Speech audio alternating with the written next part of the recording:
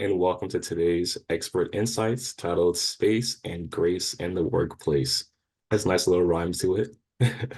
Today we'll be exploring how the approach of space and grace as it pertains to DEI in the workplace can create a welcoming environment that allows for healthy accountability.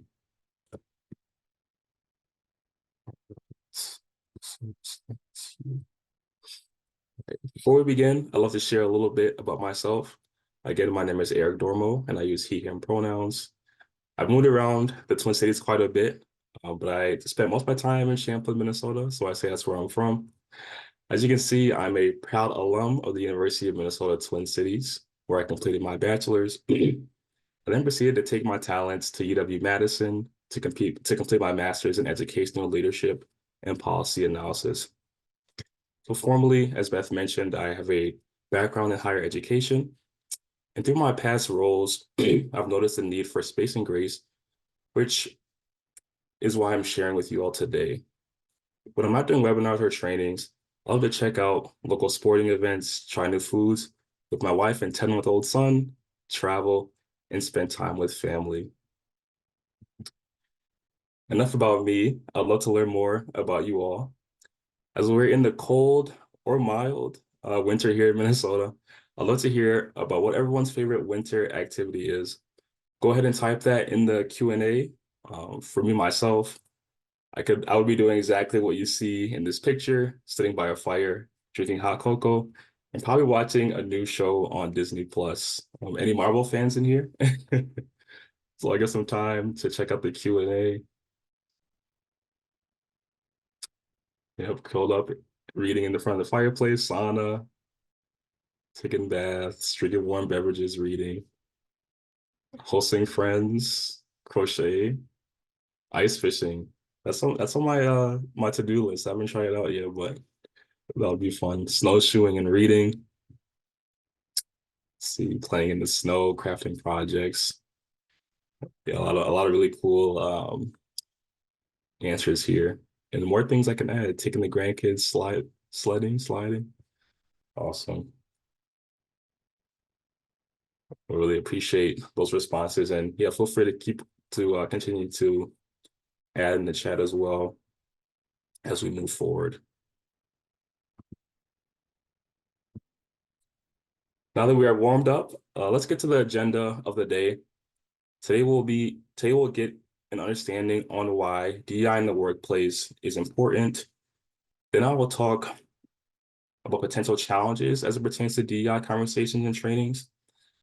Lastly, we'll cover 3 alternative solutions that can help achieve space and grace in the workplace. As a disclaimer, we won't solve everything today. This is just one idea on making the workplace a more safe and positive environment.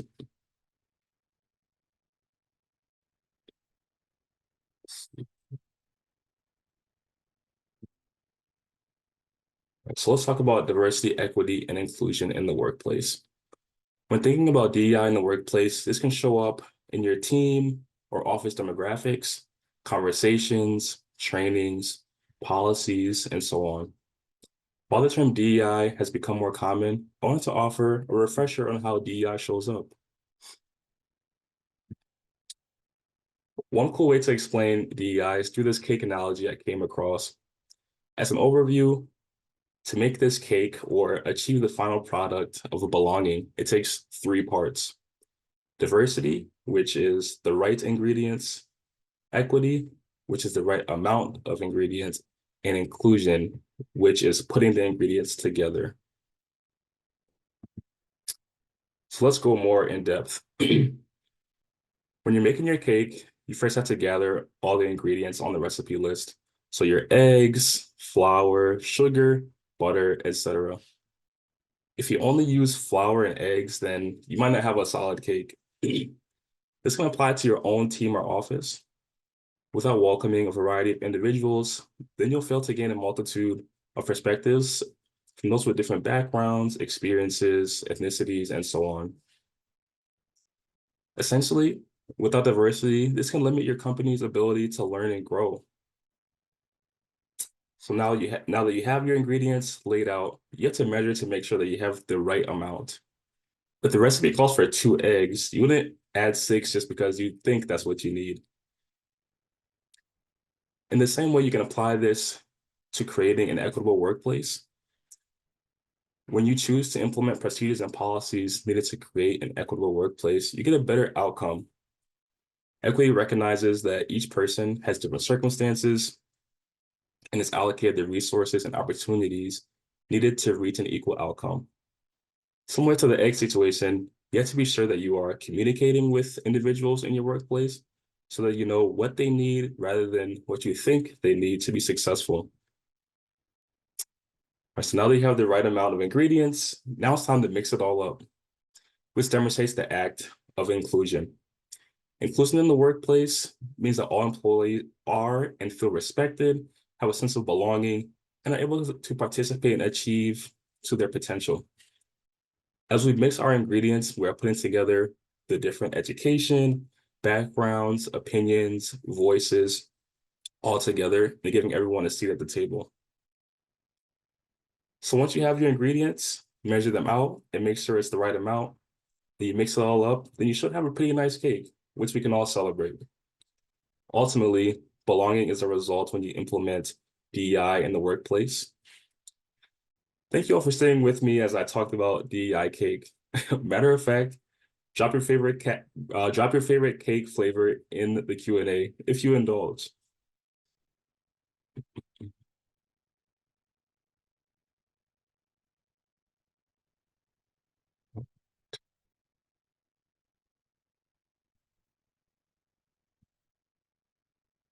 So we broke down the key aspects of DEI and how it helps to achieve that sense of belonging for everyone in your workplace. Now we'll look at some stats out there on why DEI in the workplace is ultimately a key to success in your organization. According to the Harvard Business Review, diverse companies have a 70% higher likelihood of tapping into new markets successfully. Glassdoor indicates that 76% of job seekers consider a diverse workforce crucial when selecting an employer. A study from InStride shows that 92% of business leaders concur that a strategic workforce education program should play a role in helping an organization meet its diversity and inclusion objectives.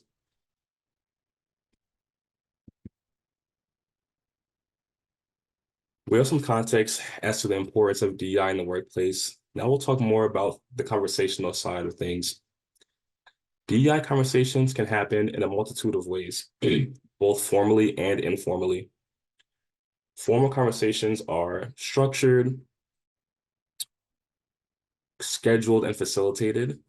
Typically, these are during work hours and have an attainable goal. Sometimes outside experts are brought in to help facilitate these conversations. Informal conversations are typically more common. It could be a one-on-one with coworkers, whether at lunch or walking between desks, or just chatting on Teams, something of that nature. So as it pertains to the formal conversations, these are some topics that may show up directly. Unconscious bias, microaggressions, bystander intervention and allyship, racial and ethnic diversity, LGBTQIA plus inclusion, and neurodiversity. I haven't listed all the topics on here. If anyone has any other insights as well, or any other topics that you all have discussed, feel free to drop that in the Q&A as well. So I know that I might have missed some.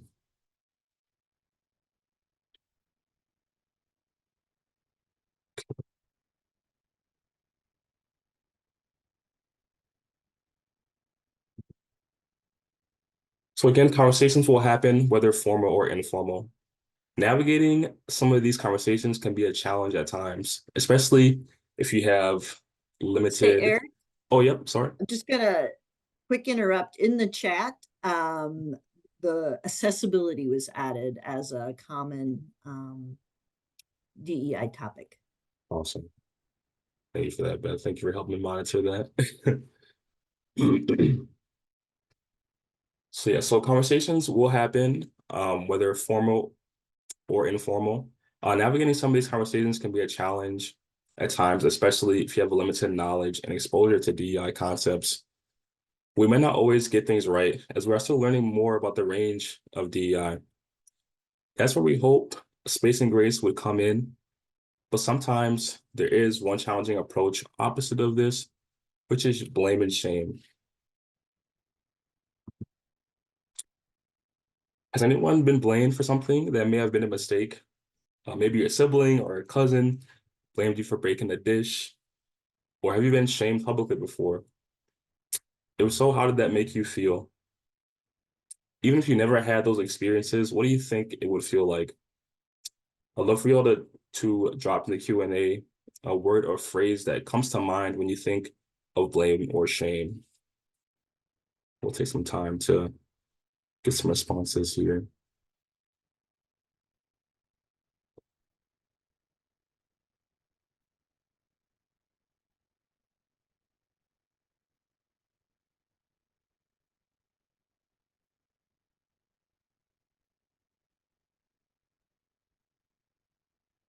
It can feel isolating, withdrawal, uncertain,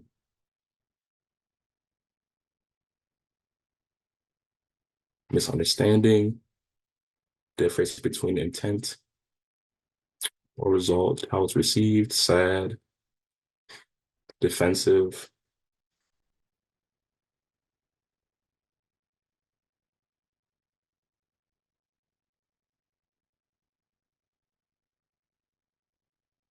Yeah, these are all solid points. We'll continue to embarrass, never forget it.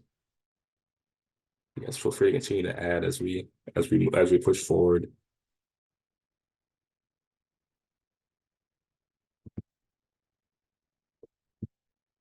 So the blame and shame approach can show up in a variety of ways, and we understand again how everyone mentioned how it makes you feel. One way that it might show up is if a facilitator singles out a participant and pressures them to respond in a certain way to acknowledge and make amends for their privilege. While this approach has positive intentions, it may single out individuals in a humiliating way. And the motivation behind this approach is essentially to make a person feel bad or guilty so that the individual changes. But again, for someone not too familiar or maybe even aware of DEI concepts, this approach might not lead to an effective learning experience. Behavioral scientist Salman Akhtar describes shame as an emotion that is held in the body and that has been described as a dysphoric affect or unhappy emotion, along with collapse of self-esteem, feelings of humiliation, rupture of self-continuity, a sense of isolation, and being cut off from surroundings and feelings of being watched by critical others. Some common thoughts about this approach is that it can create a culture of fear where employees may be afraid to contribute to DEI conversations. One quote said, "I'm afraid I'll say or do the wrong thing, offend someone, then get canceled, fired, or worse." If trainings are solely about blame and shame, employees could get defensive or even have a negative view of DEI trainings. This could create a lot of missed opportunities to learn and gain a better understanding of one another. While we don't want to negate that accountability is needed, there are some healthier ways to go about it. An important note to add, as it relates to accountability, there should be distinctions made between those who have made a genuine mistake and those who have received and purposely ignored feedback. Of course, the fact there is no intent does not excuse or protect an individual from being held accountable, but there may be different ways to address each. Well, there is quite a difference between blame and shame and accountability. Shame and blame targets the person. It may stop a simple behavior at the moment, but it may not achieve sustainable positive change. Accountability is drawing attention to the behavior, action, activity, or situation that has gone wrong to enable a better outcome in the future. It's not particularly about the person, but the action or behavior itself. So I have an example for you all. Let's say the scenario is that your supervisee has been late to 3 meetings this month. Take some time to read both responses and post in the Q&A which response you would say is shame and blame. So you can either choose A or B here. Oops.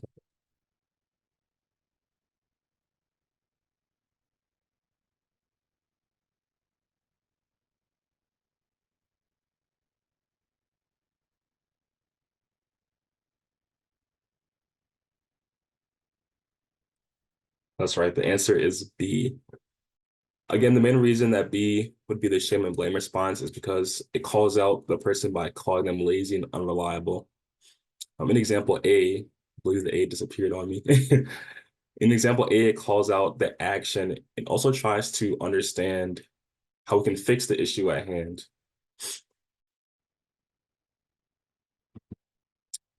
I found this quote from psychologist Adam Grant that says, blaming and shaming doesn't stop people from making mistakes, it stops them from admitting mistakes. So as we can see, this approach of blame and shame can be a challenge in the DEI space and the overall cohesiveness of an office. So now we'll talk through some alternative solutions to blame and shame, leaning more towards that space and grace.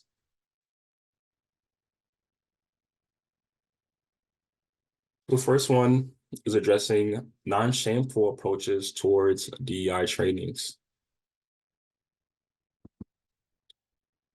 One effective experiential learning technique during trainings is to allow participants to narrate aspects of their own life experience that provide examples of exclusion or inclusion. Personal stories can inspire greater empathy and a willingness to reciprocate than exercises that may put people on the spot. And through this, we can learn more about each person and just different things that maybe they've encountered through that personal story, rather than making assumptions or rather than making assumptions based on just what you think about a person. The next idea is that facilitators can create an environment that provides psychological safety for all participants. Everyone present should feel that they have choices about how they would like to contribute. At the same time, participants should be encouraged to listen and suspend judgment.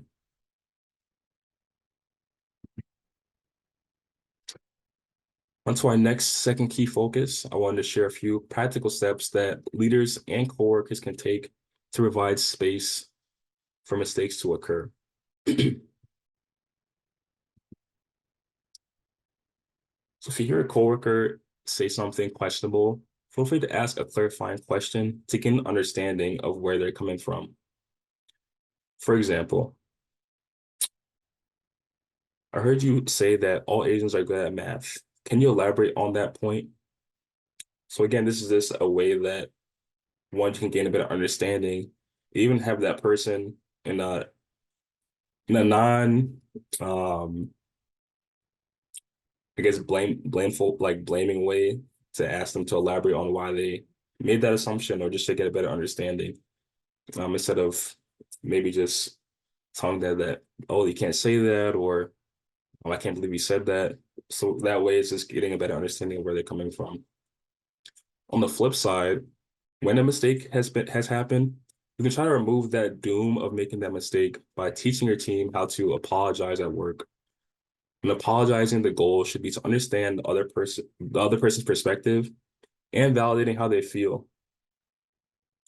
When this happens, all parties should remain calm and allow for respectful discourse. An example from the template can be, I see that you feel hurt because I made a joke about your generation being lazy. I take responsibility for saying that, now correct it by not making broad, insulting statements.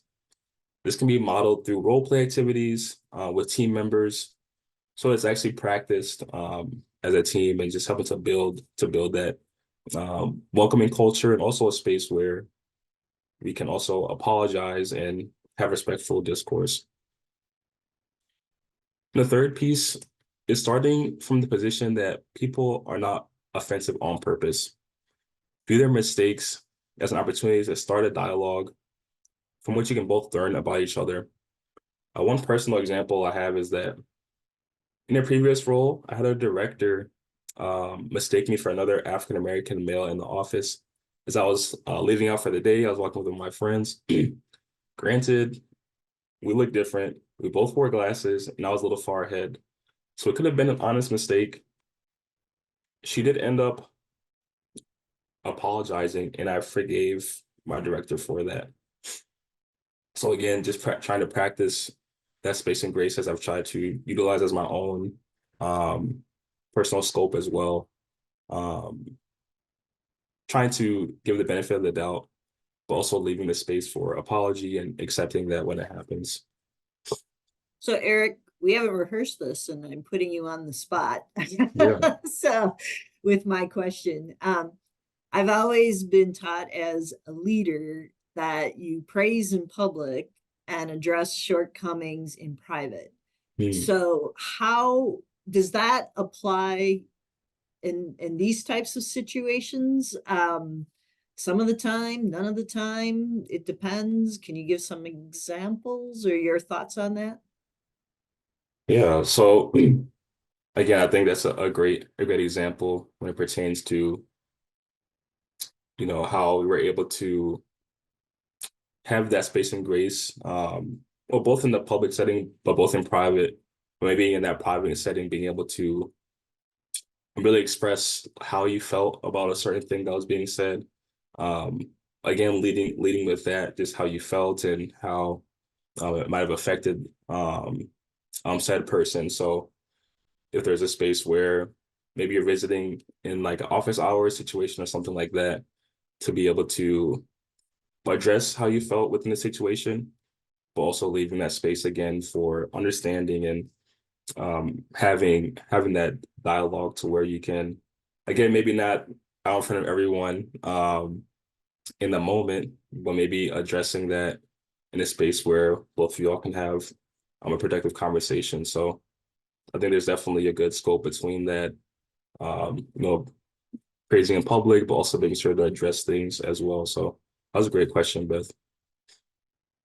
Thank you. Thank you for answering it. And I have another thought, sorry, again. So, um, while you were giving your example here of, someone making fun of a generation for being lazy, um, it kind of has me think about the fact that I am often self-deprecating. And right now I'm on a team where I'm the only mature person. So when I'm self-deprecating, it's only myself I'm making fun of. But that could occur in a space where there's someone else who's my age who maybe is like, hey, I don't appreciate saying that I'm not tech savvy, or whatever the generational stereotype may be. Um, as a leader, am I waiting, if I have this happening on my team, am I waiting for someone else from that generation to come forward and say, it really bugs me when so and so makes fun of themselves because I get caught in that same, piece? Or if you hear it happening as a leader, do you proactively address it and say, yeah, I know you're making fun of yourself, but when you make those generalized statements about your age or your race or whatever, it's it's not something, that we want happening on our team. Thoughts about that? Yeah, no, I think you put it together beautifully in terms of as a leader being able to have that conversation if there is a colleague who is even making fun of their own age, making fun of their own race or background. I think it's understanding that broader picture of you know how others on the team might feel, even though it might seem harmless. I think just having that awareness in the context as well. So I think as a leader, it would be important. It would be important to point that out um, proactively, instead of waiting for someone to maybe, bring it up where it's kind of like the end, the last straw per se, or so I think the proactiveness could be a great step for leaders to take. Thank you. Yes. So awesome. The third key piece here is for companies to establish policies that promote an environment of grace. So one idea is to create community agreements when having DEI conversations or trainings. This would be a list of expectations that the group would commit to following. These can help set up a space that allow for grace and set the tone for what participation looks like. In a prior role, we would all go around the room saying one of the community agreement statements before we start our DEI sessions. This would help to set the expectations of how we would engage as a group. One example of those were what's shared here stays here, and what's learned here leaves here. So again, just having some of those agreements that just promote a space of learning, a space of non-judgment, um, and being able to have healthy dialogues to where people are comfortable to share and to create that space of learning. So I think that's a big one as it pertains to whether it's conversations or trainings that teams are having. The second piece is incorporating trainings related to space and grace within onboarding or even comprehensive training. This could be an education tool that helps to establish company culture. And that's an example of some things that we can help out with as well here with IPD. So those were two good ideas as well. My slides went way too far. So now we've gone through some alternate solutions that lean towards space and grace in the workplace. I wanted to share this quote by Bell Hooks. For me, forgiveness and compassion are always linked. How do we hold people accountable for wrongdoing and at the same time remain in touch with their humanity enough to believe in their capacity to be transformed? I think this sums it up greatly. My final thoughts.